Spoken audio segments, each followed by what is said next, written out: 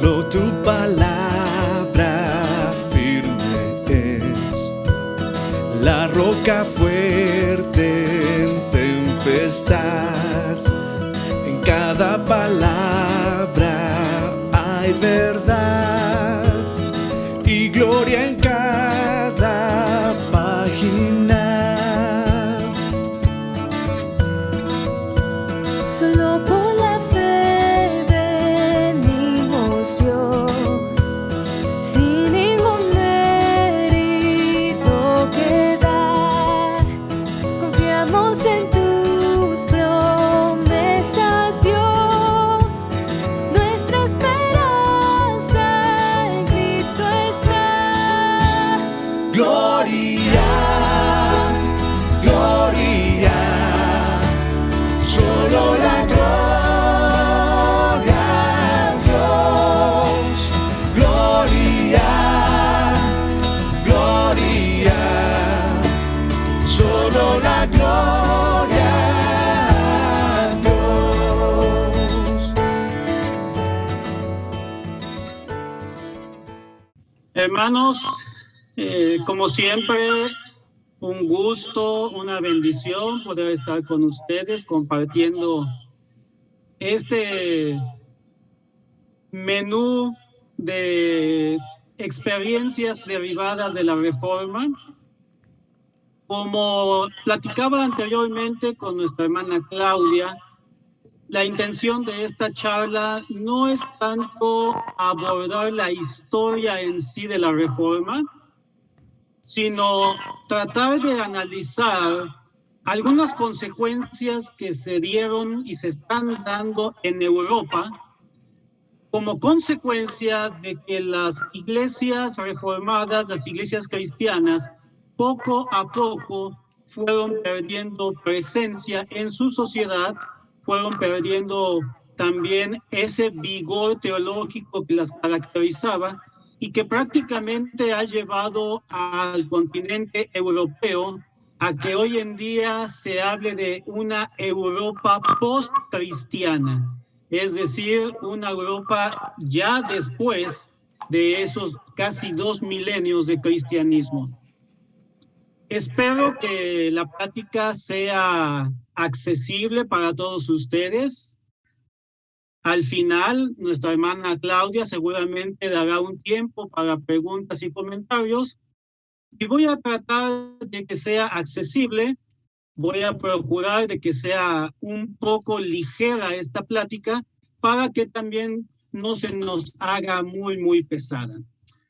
Para iniciar, quiero compartir con ustedes una lectura de la Biblia que está en el libro de Apocalipsis. En particular, el capítulo número 12. Apocalipsis, capítulo 12. Y me voy a tomar la libertad de leerlo para ustedes.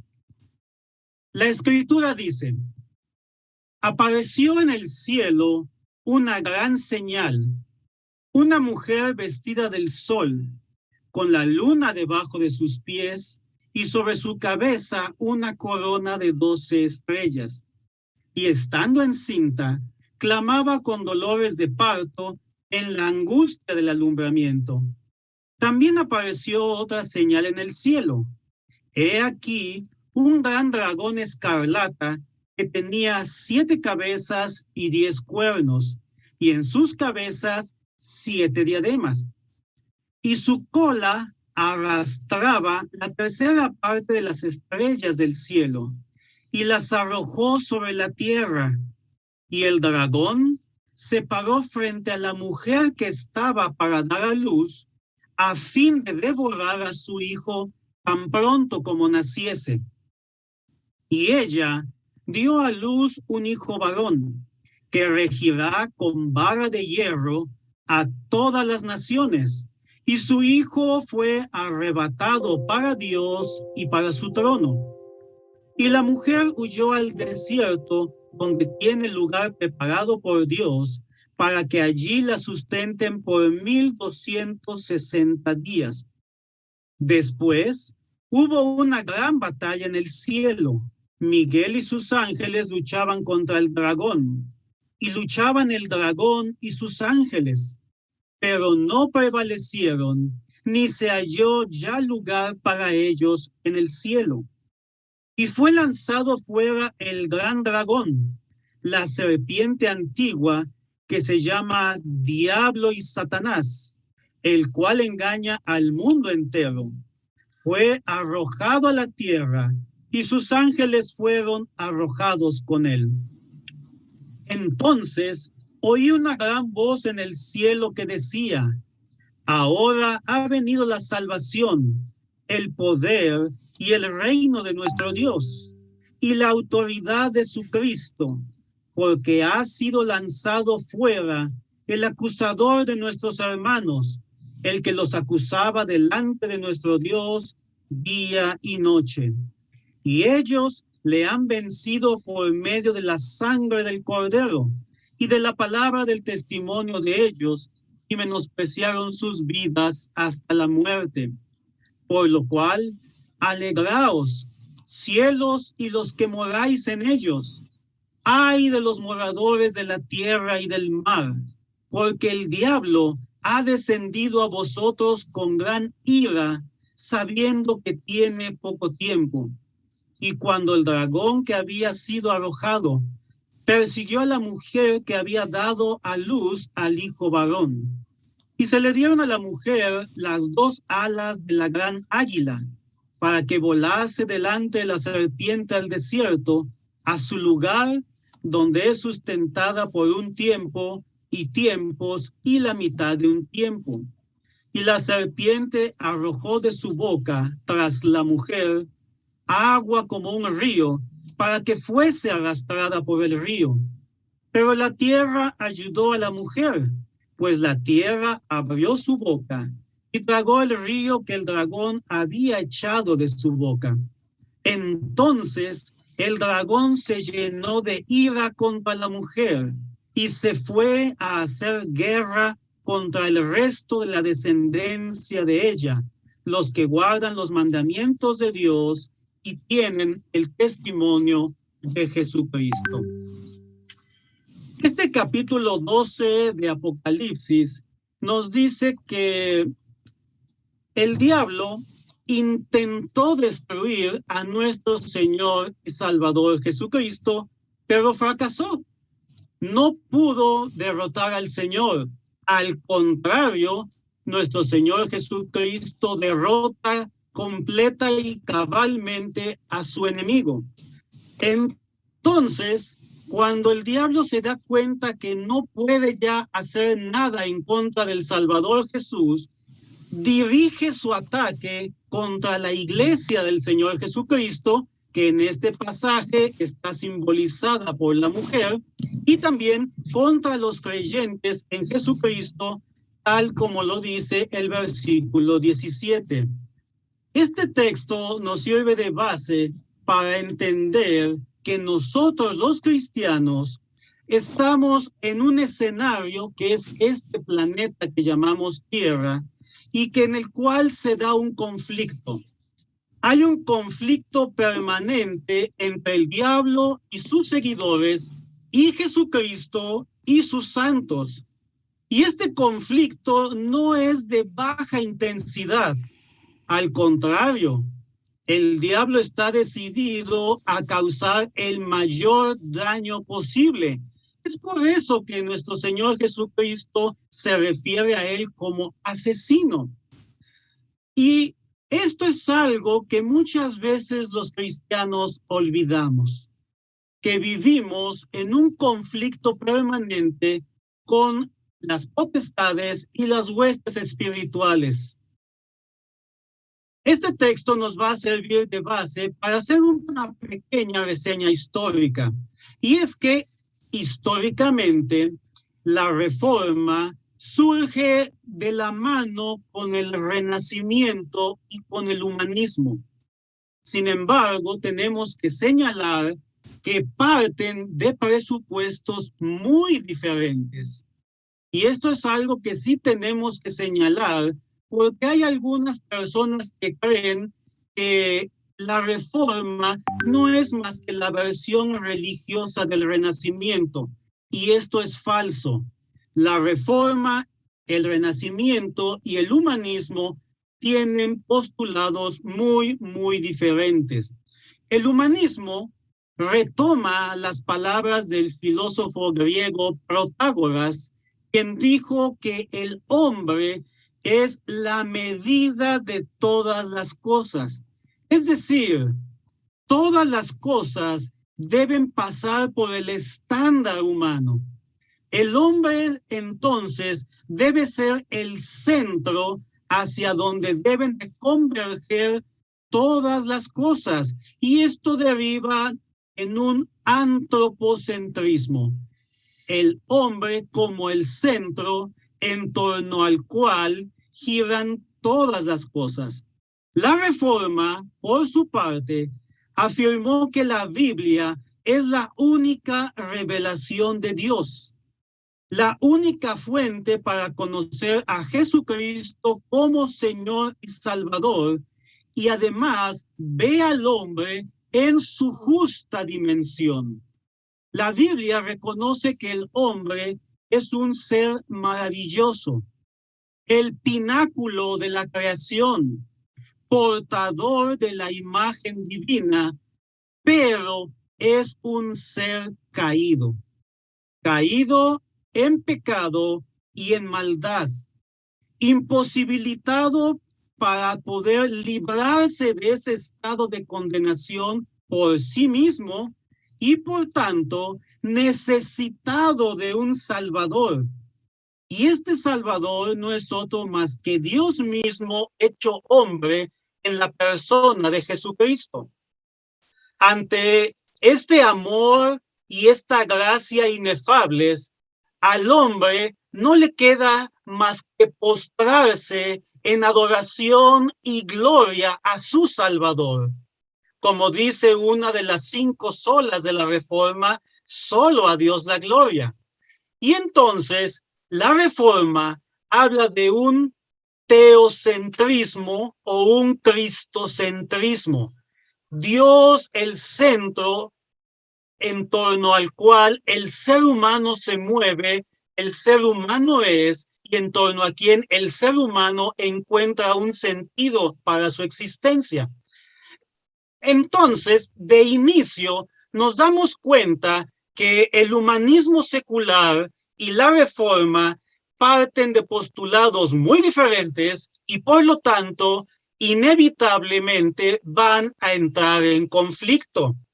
Y si me permiten, esto nos recuerda las palabras del capítulo 3 de Génesis que hablan de la simiente de la serpiente y la simiente de la mujer, entre las cuales hay este conflicto permanente.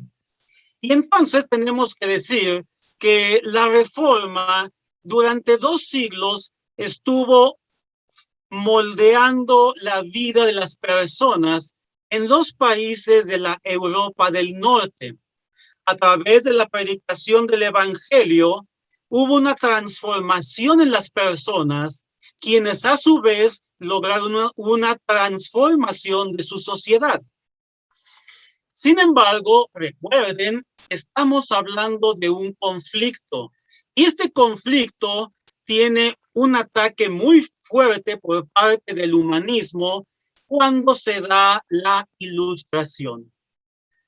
A mediados del siglo XVIII y llega hasta principios del siglo XIX, ocurre este evento que se conoce como la Ilustración. Y tenemos que reconocer que es un ataque francamente abierto hacia las afirmaciones de la Reforma. ¿Por qué? Porque la Ilustración se propuso, y podemos decir que esta fue su meta, disipar las tinieblas de la ignorancia mediante las luces del conocimiento y la razón. Y esto nos lleva a 2 de las premisas de este movimiento. Número 1, la razón humana como el único medio para obtener conocimiento verdadero. Por lo tanto, todo lo que no pueda ser comprendido por la razón, hay que desecharlo. Segundo postulado de la Ilustración, hay que eliminar todo lo que sea sobrenatural, porque esto es superstición, es irracional y es ignorancia. Pero, obviamente, al eliminar lo sobrenatural, están eliminando, están desechando la noción de un Dios.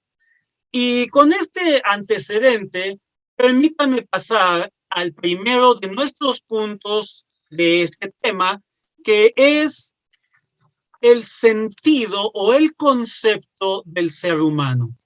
Ya mencioné anteriormente que la Reforma, con base en la Biblia, afirmó que el hombre es creación de Dios, el pináculo de la creación y portador de su imagen. Sin embargo, la Ilustración, con su rechazo a la existencia de un Dios, a la participación de un Dios, hace necesaria buscar explicaciones alternas a lo que antes explicábamos mediante la existencia de un Dios creador y un Dios soberano. Y esto va a llevar a una pregunta.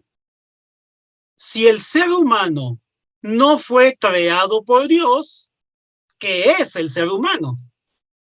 ¿De dónde vino el ser humano? La respuesta del secularismo, del humanismo secular, vino de la mano de Charles Darwin y la teoría de la evolución, que queda en el libro de Charles Darwin, El origen de las especies por selección natural, que se publicó en el año de 1859. La teoría de la evolución sostiene que los seres vivos están cambiando de formas simples a formas más complejas y que estos seres vivos, al enfrentar a su medio ambiente, tienen que adaptarse de tal manera que los seres vivos que logren desarrollar cambios para adaptarse a su entorno van a sobrevivir. Y los seres vivos que no logren adaptarse a su entorno van a morir. Esto es lo que se llama la selección natural o también la supervivencia del más apto. La evolución sostiene entonces que el ser humano ha pasado por diferentes estados o etapas evolutivas a través de cientos de miles de años, a partir de un mono o un primate. En Alemania, el filósofo Federico Nietzsche entendió perfectamente las consecuencias lógicas de la teoría de la evolución. Nietzsche razonó de la siguiente manera: si el hombre está evolucionando, es de esperarse que en algún momento surja una nueva raza de hombres, una raza superior a la raza actual y que bien pudiera exterminar a los seres humanos actuales. Nietzsche llamó a esta raza superior Übermensch, o como se traduce al castellano, el hombre superior o el superhombre. Y estas ideas fueron consignadas por Federico Nietzsche en su libro Así habló Zaratustra, que se escribe entre 1883 y 1885. Y esto es lógico. Si la evolución es verdad, el hombre está evolucionando, en algún momento va a surgir una raza superior de seres humanos. Este concepto netamente evolucionista fue básico en la doctrina de la superioridad racial aria que sostuvo el nazismo y que condujo al asesinato de millones de personas a las que los nazis consideraban seres inferiores o infrahumanos. No es coincidencia que tan solo entre el pensamiento de Nietzsche y el surgimiento del nazismo pasaran solamente 50 años y que ambos se gestaran en Alemania. Continuando, ante la falta de evidencias científicas irrefutables que avalen la evolución, el hombre comenzó a buscar quién es en otros medios. Así es como surge la teoría de la panspermia, que sostiene que la vida en nuestro planeta provino del espacio exterior. Es decir, que usted y yo, amado hermana, amado hermano, somos alienígenas. O retomando las palabras del astrofísico Carl Sagan en su famosa serie Cosmos, usted y yo somos polvo de estrellas. Bien, no únicamente la ciencia trató de responder a esta pregunta, ¿qué es el hombre? También la filosofía europea abordó esta tarea. Y una de las ramas de la filosofía es el nihilismo. Entre sus exponentes podemos mencionar al mismo Federico Nietzsche y también a Martin Heidegger. Pues bien, para el nihilismo, nada tiene sentido. Nada tiene sentido. Es decir, la vida humana carece de sentido y es nada. De ahí el término nihilismo, de la palabra latina nihilo, que es nada. Es decir, la filosofía llega a la conclusión de que todo lo que existe carece de sentido, es absurdo y es nada. Pero también esta pugna por saber qué es el ser humano, quiénes somos, se ha trasladado actualmente incluso al plano sexual. Todos los días, miles de personas se ven al espejo y no saben lo que son. No saben si son hombres, mujeres, asexuales, binarios, no binarios o alguno de los 54 géneros que ofrece Facebook.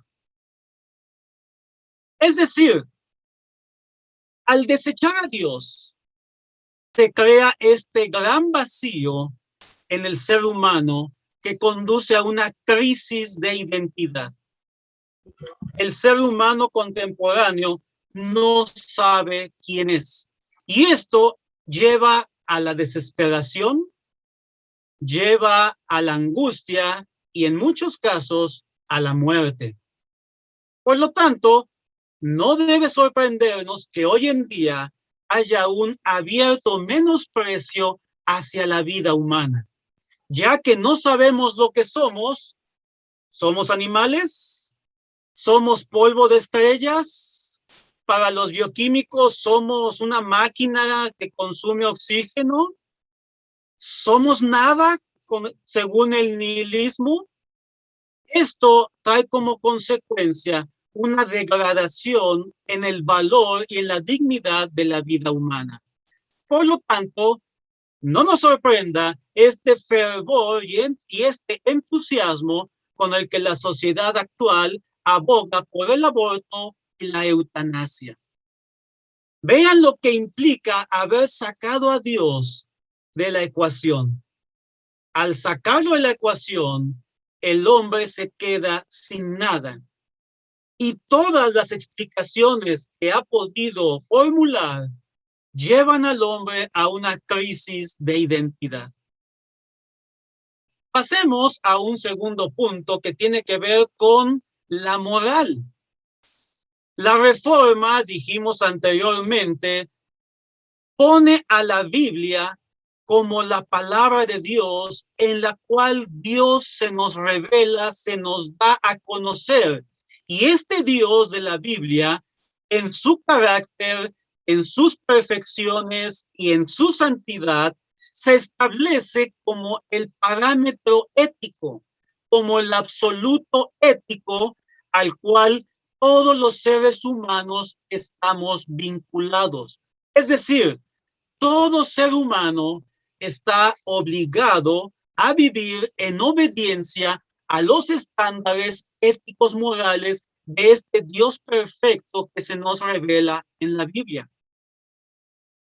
Cuando la ilustración saca a Dios, entonces pasa un enorme problema. Si ya no tenemos un referente absoluto moral, un Dios que es base para la conducta humana, entonces significa que la moralidad desciende a un plano humano. Y entonces hay que determinar qué es lo bueno y qué es lo malo. Pero estas determinaciones van a tener consecuencias porque son las que van a regir la conducta social.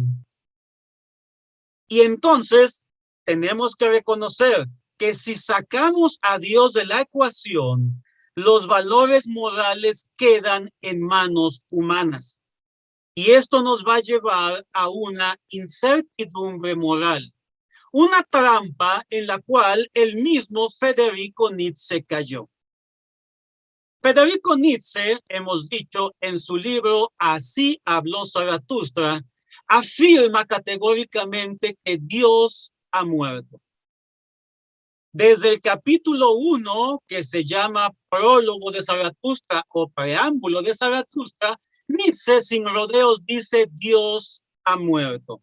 Sin embargo, un poco más adelante en ese mismo libro, en particular en un capítulo que se titula 1000 metas y una meta, Nietzsche dice, Zaratustra no ha descubierto poder más grande en la tierra, el bien y el mal.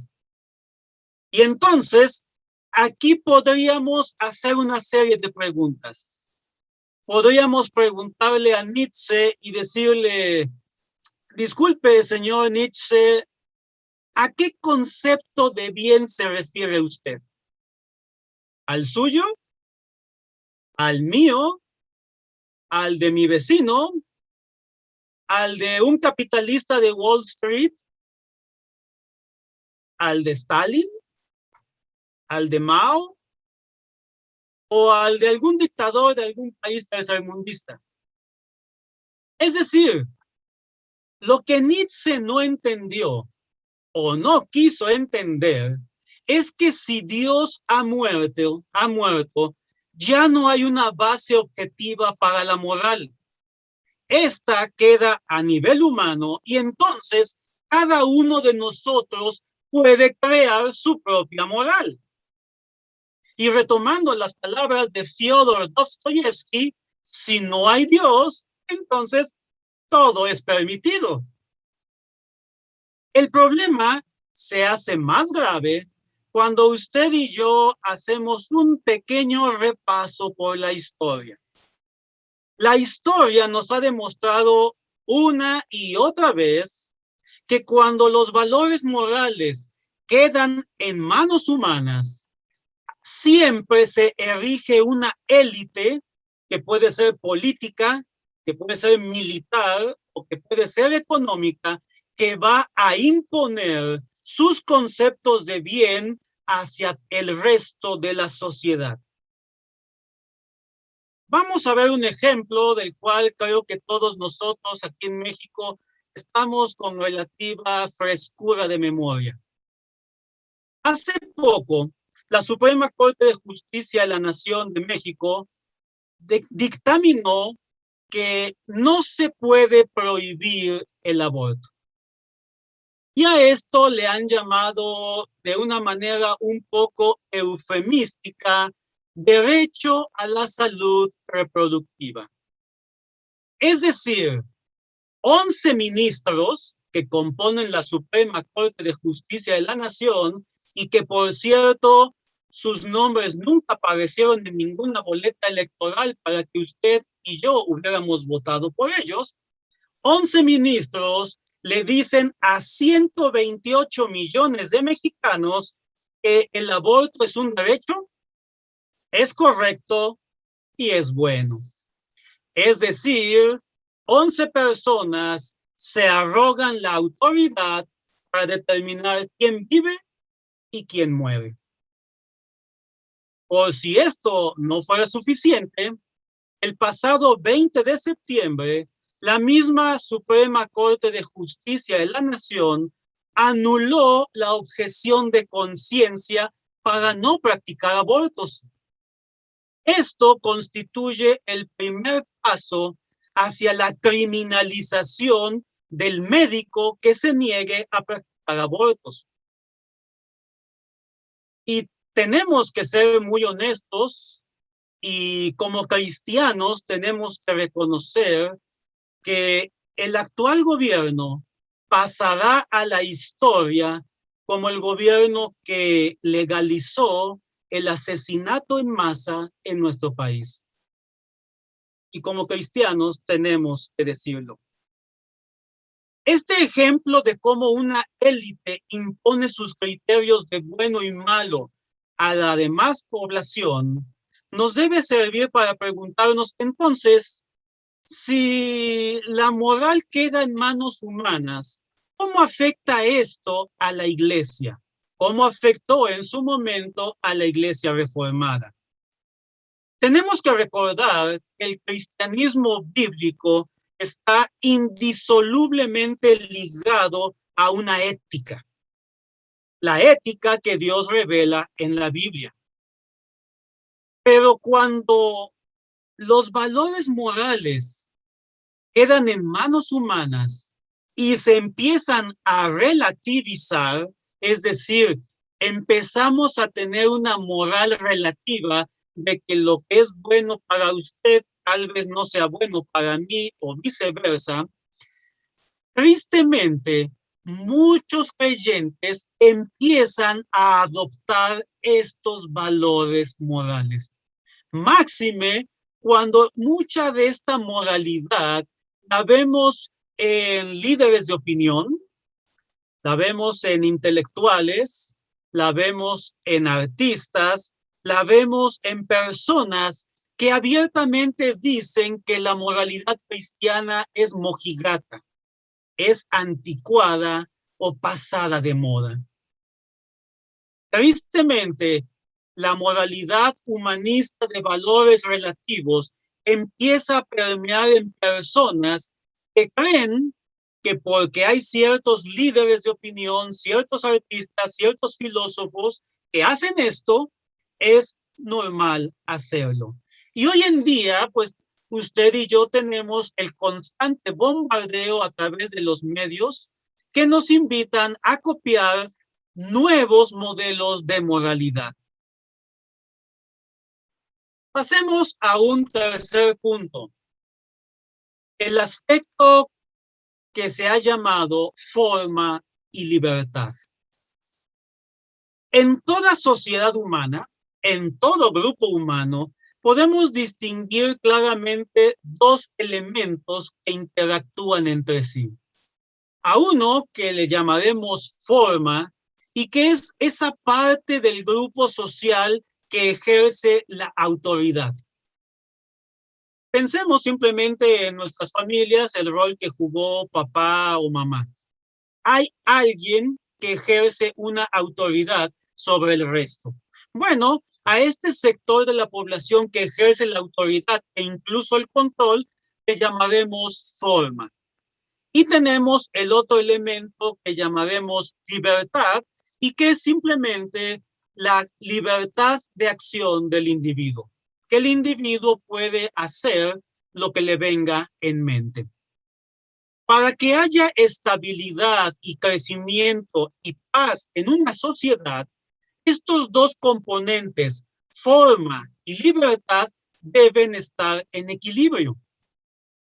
cuando se abusa de la autoridad o se abusa de la forma, las sociedades caen en modelos autoritarios, dictatoriales o francamente totalitarios. Por otra parte, cuando se abusa de la libertad, se cae en el libertinaje que invariablemente va a llevar al caos social. Lo interesante es que los seres humanos no podemos vivir permanentemente en un estado de caos. Y entonces empezamos a anhelar a un líder que ponga orden. Y esto abre la puerta para esos líderes salvadores, esos líderes mesías que prometen restaurar el orden, ya sea social, económico, y entonces también se abre la puerta para que tarde o temprano estos líderes a su vez se conviertan en dictadores o autócratas. Bien, la reforma religiosa trajo un equilibrio, un balance entre esta forma y esta libertad.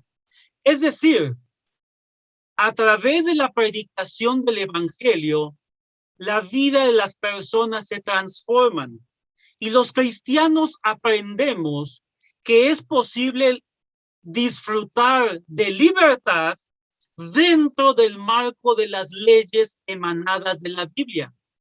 Además, el mandamiento del Señor Jesucristo, amarás a tu prójimo como a ti mismo, nos enseña que el ejercicio de nuestra libertad debe hacerse con responsabilidad social.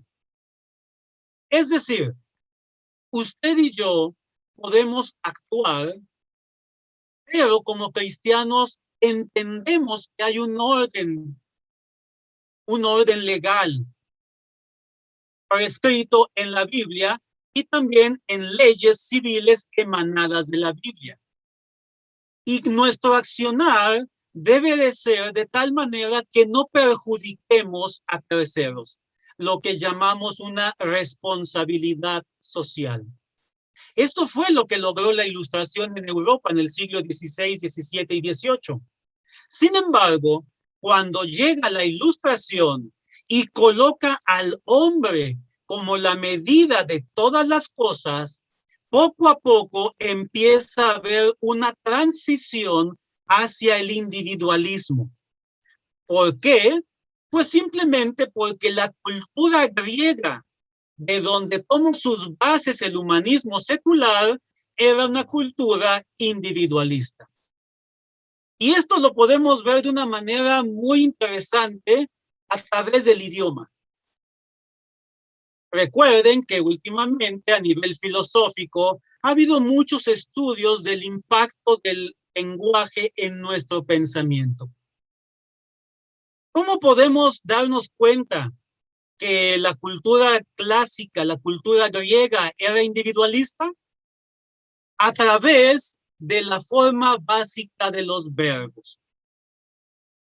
Seguramente usted y yo recordamos nuestras clases de español de la primaria, donde nos decían que en nuestro idioma la forma básica del verbo se llama infinitivo. En el caso del español, aquellos verbos terminados en ar, ir.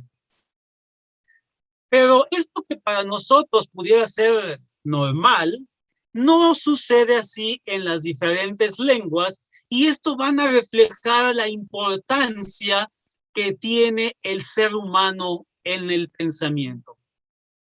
En el caso del griego, ¿sabía usted que la forma básica verbal es la conjugación para yo?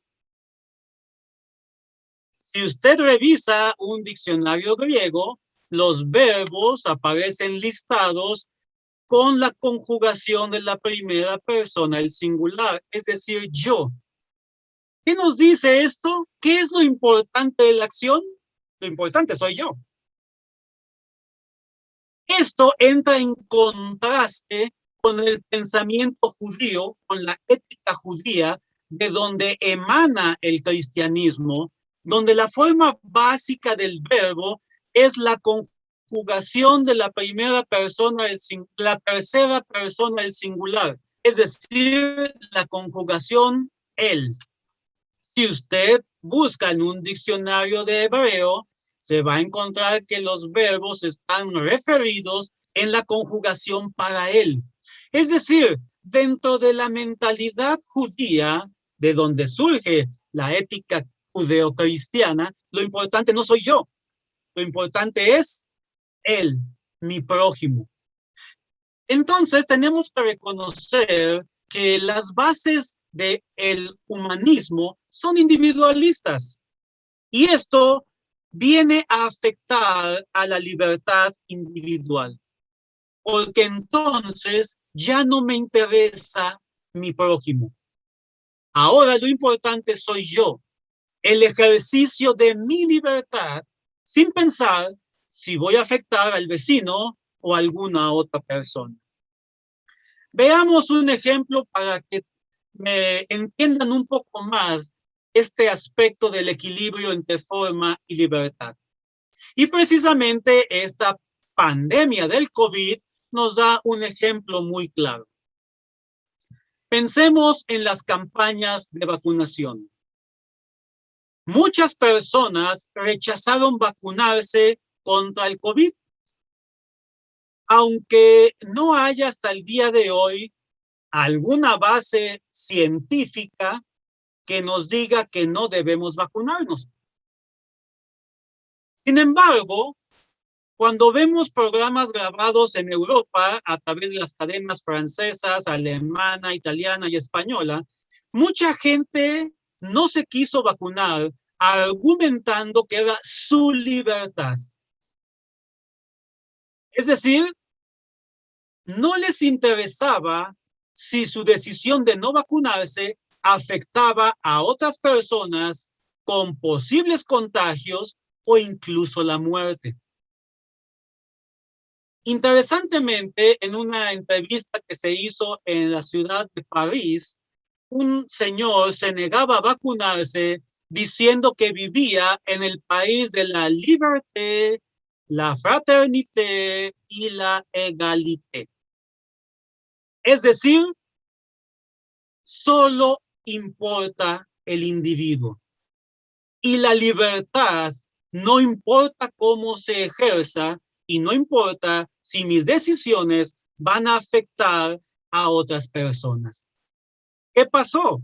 Bueno, ante este número no pequeño de personas que se negaban a vacunarse, muchos países europeos tomaron la decisión de imponer vacunación obligatoria.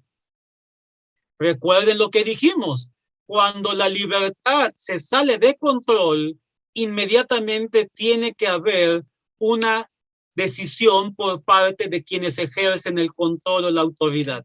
Fue lo que pasó en Europa. ¿Qué sucedió? Pues simplemente los ciudadanos que no se querían vacunar comenzaron a acusar a sus gobiernos de autoritarismo. El COVID, la pandemia de COVID, nos demostró que el humanismo secular y su apuesta hacia el individualismo conduce a una libertad mal entendida, sin responsabilidad social, al desorden social y obviamente a respuestas enérgicas por parte de las estructuras en el poder. ¿Cómo afecta esta pérdida de este balance entre forma y libertad a las iglesias? Cuando el individualismo permea dentro de la iglesia, los cristianos empiezan a perder interés por sus prójimos.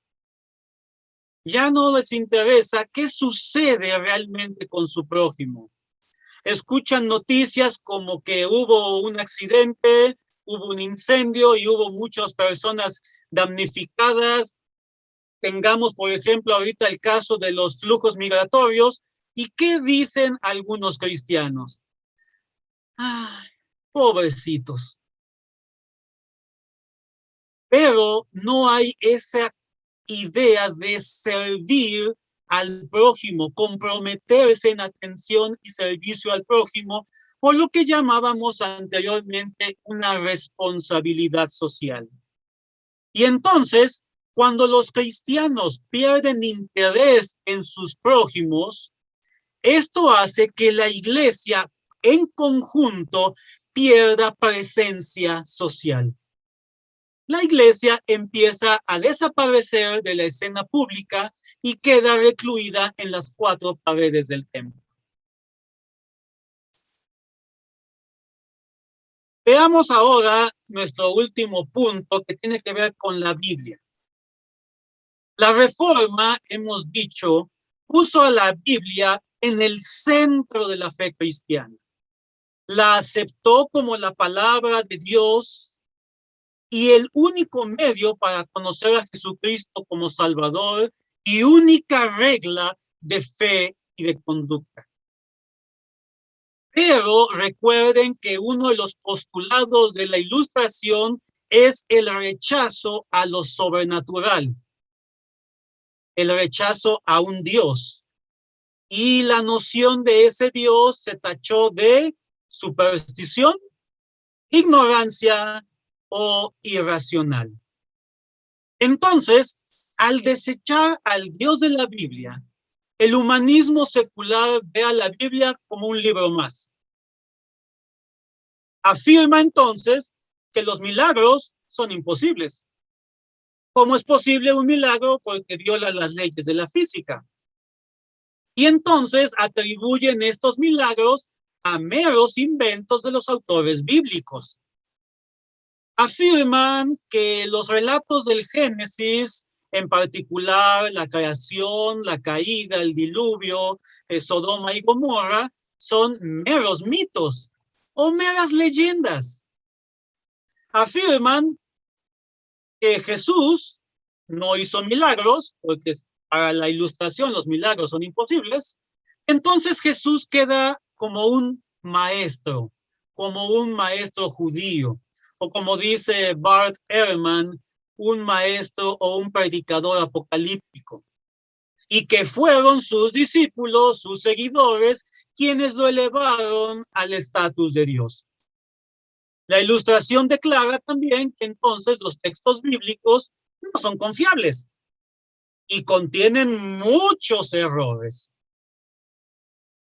Tristemente, hubo muchos teólogos que abrazaron estas ideas, considerándolas producto de una verdadera erudición. Estos teólogos, a su vez, los transmitieron a sus alumnos en los seminarios. Y los alumnos se encargaron de transmitirlos a sus miembros en sus respectivas iglesias. Ahora, las implicaciones de este acercamiento teológico, que da pauta a lo que se conoce como la teología liberal, son bastante claras. Si la Biblia no es confiable, entonces no puede ser autoritaria en asuntos de fe ni de conducta. Una conclusión lógica: si no hay nada sobrenatural, si no hay Dios y la Biblia es un libro religioso más, entonces la Biblia no puede ser autoridad para regir aspectos de conducta y de fe. Ante estas implicaciones, que son bastante obvias, hubo principalmente dos reacciones por parte de las iglesias. Uno, algunas iglesias quisieron mantener su fe, la fe tradicional, la fe reformada, la ortodoxia. Y entonces, ¿qué hicieron? Se encerraron en las cuatro paredes del templo, tratando de salir bien librados ante los embates del secularismo y la teología liberal. El problema es que en cuanto la iglesia se encierra en las cuatro paredes del templo, deja al resto de la sociedad bajo la influencia del secularismo y la teología liberal. La segunda reacción de algunas iglesias fue adoptar estas nuevas tendencias teológicas. Como dice ese conocido refrán, si no puedes con el enemigo, muértele. Entonces, ¿qué pasó? Muchas iglesias adoptaron las posturas liberales sobre Dios, sobre Jesucristo, sobre la Biblia, y entonces se empezó a desarrollar un cristianismo secularizado. Un cristianismo que nos va a llevar a lo que el autor holandés Rookmacher llama un cristianismo burgués. Es decir, un cristianismo comodino, más preocupado por su propio bienestar, su propia comodidad y su propio lujo. Un cristianismo despreocupado, un cristianismo falto de compromiso. Ya no se quiere comprometer con la sociedad, con la gente necesitada, con los pobres, con las viudas, con los extranjeros. Ya no se quiere comprometer en aspectos sociales. Y un cristianismo francamente individualista. De modo que este cristianismo secularizado que estuvo dispuesto a adoptar estas posturas liberales también llevan a una dilución de la presencia cristiana en la sociedad. Entonces, nos damos cuenta que ambas posturas, querer conservar la fe ortodoxa, pero en las cuatro paredes del templo, o adoptar este pensamiento de teología liberal, irremediablemente nos llevan a una pérdida de presencia social de la iglesia. La iglesia deja de ser relevante para la sociedad en la cual está. Y entonces, amados hermanos, tenemos que llegar a unas conclusiones. Europa ha dejado de ser un continente mayoritariamente cristiano. Inglaterra tiene una de las tasas de asistencia a templos más bajas de todo el continente. Hay más de 8,000 iglesias cerradas tan solo en Francia. Se estima que el 70% de los jóvenes europeos se declaran ateos, porcentaje que llega al 90% en Estonia.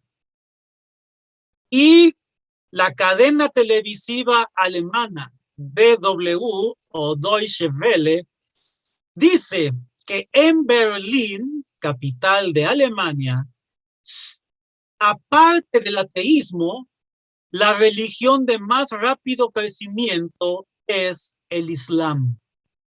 De modo que no es ningún secreto que para el año 2050 Europa será un continente mayoritariamente musulmán.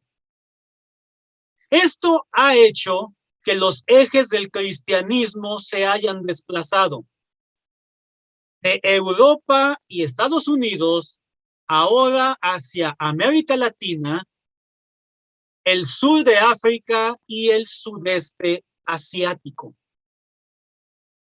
Y entonces tenemos que preguntarnos, ¿qué debemos hacer?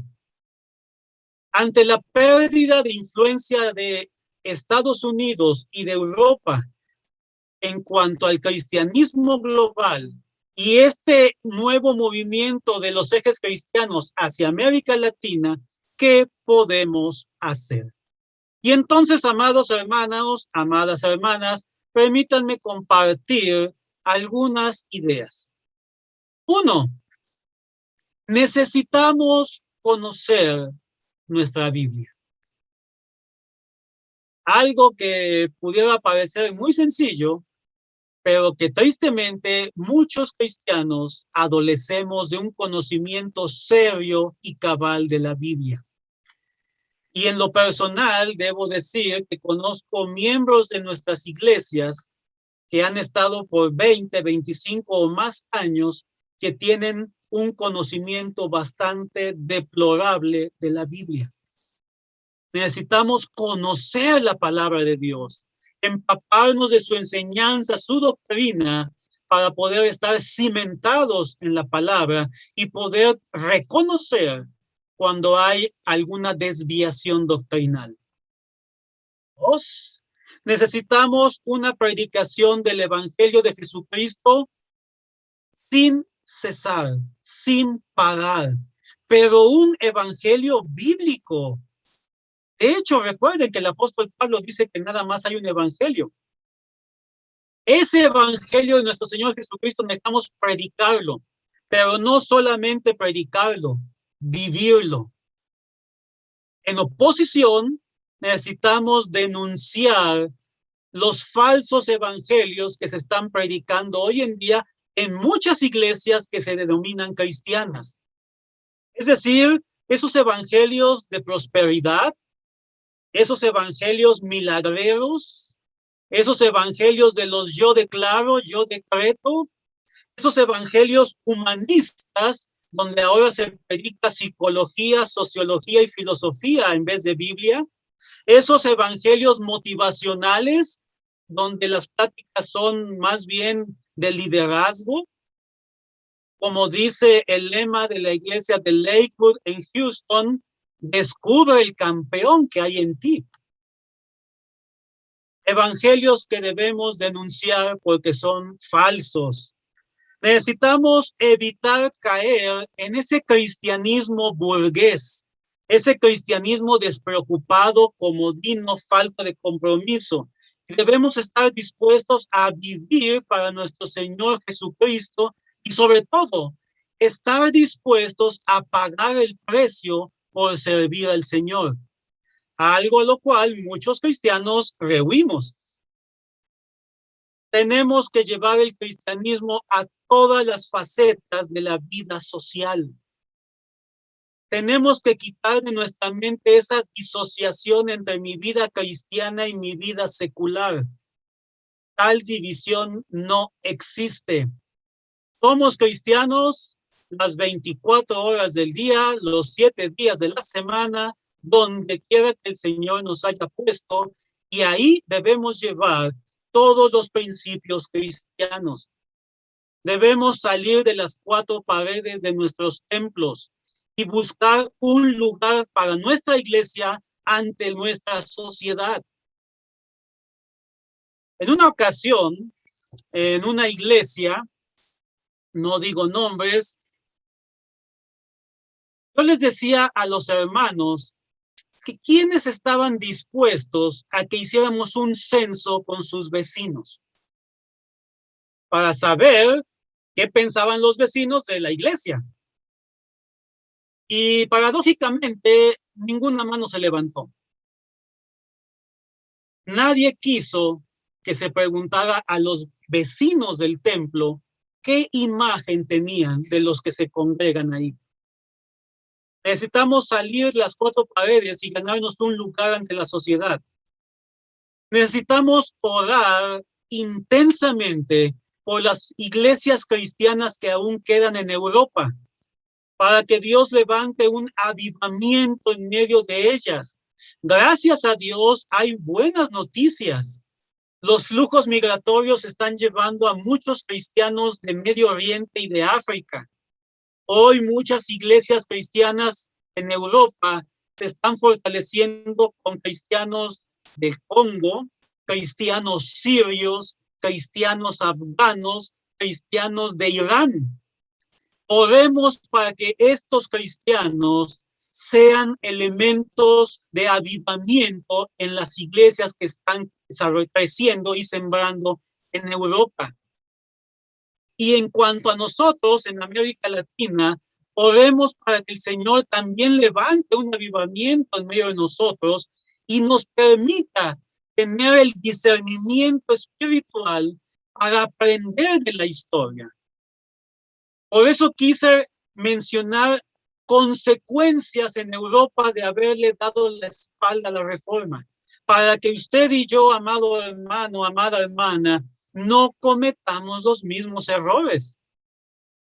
Y si ahora tenemos la bendición de un país en el cual podemos predicar libremente el evangelio, donde aún podemos decir que hay un sector cristiano significativo, no desaprovechemos la oportunidad para traer un avivamiento y una prédica del evangelio fresca y viva a nuestros países.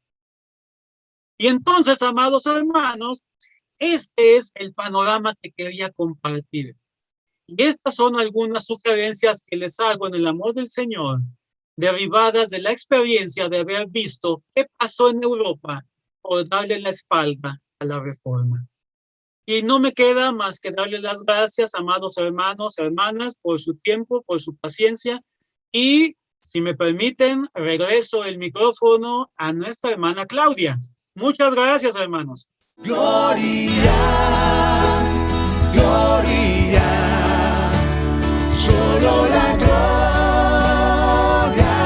a Dios. Gloria, gloria, solo la gloria a Dios.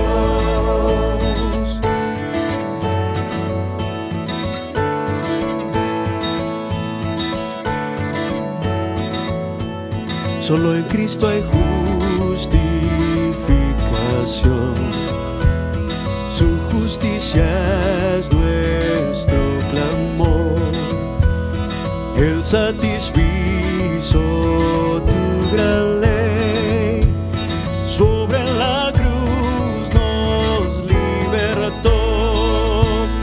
Gloria, gloria, solo la gloria a Dios. Gloria, gloria, solo la gloria a Dios.